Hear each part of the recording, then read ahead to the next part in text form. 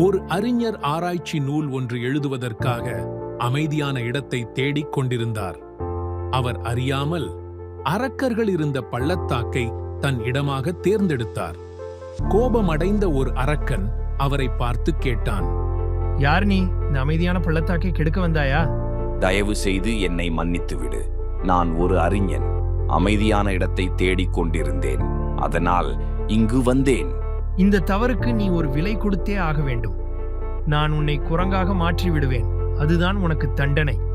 அடுத்த கணம் அந்த அறிஞர் குரங்காக மாறிவிட்டார். அவர் விம்மி விம்மி அழுதார். ஒரு மரத்திலிருந்து மற்றொரு மரத்திற்கு தாவிக் கொண்டிருந்தார். குரங்குகளைப் போல் பழங்களை தின்று வந்தார். அவர் நகரத்தின் கடற்கரையை அடைந்தார். அங்கு ஒரு கப்பல் பாக்தாத் பட்டணத்திற்கு புறப்பட தயாராக இருந்தது. அவர் அதில் தாவி ஏறினார். அதிலிருந்த பயணிகள் கூச்சலிட ஆரம்பித்தனர். குரங்கை வெளியே அனுப்புங்கள், கொன்றுவிடுங்கள் என்று கத்தினர்.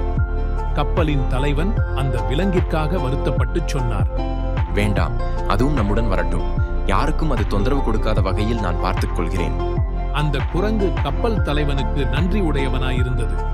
பாக்தாத்தில் ஒரு செய்தி பரவி இருந்தது.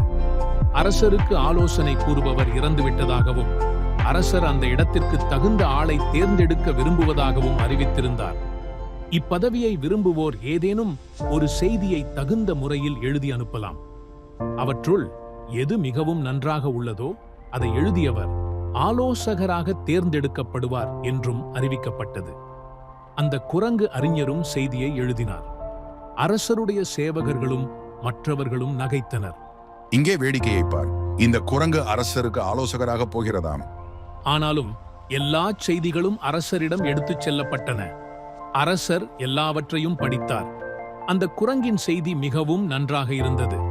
அந்த குரங்கை நேர்முகத் தேர்விற்காக அரசர் வரச் சொன்னார். அக்குரங்கு நல்ல கம்பீரமாக உடையணிந்து குதிரை மேல் ஏறி பாக்தாத் தெருக்களில் ஊர்வலமாக வந்து அரசரை சந்தித்தது. அரசவையில் அதனிடம் நிறைய கேள்விகள் கேட்கப்பட்டன. அது எல்லா கேள்விகளுக்கும் அறிவுபூர்வமான சரியான விடைகளை கூறியது. அரசருக்கு அதை மிகவும் பிடித்துவிட்டது. ஆனால் மந்திரிகள் தடுத்தனர். அரசே, எப்போதும் அதனால் பேச முடியாது. எப்படி ஒரு குரங்கு தலைமை ஆலோசகராக முடியும்? அரசர் தீர்மானமாக இருந்ததால் அவர் குரங்கையே தலைமை ஆலோசகராக நியமித்தார்.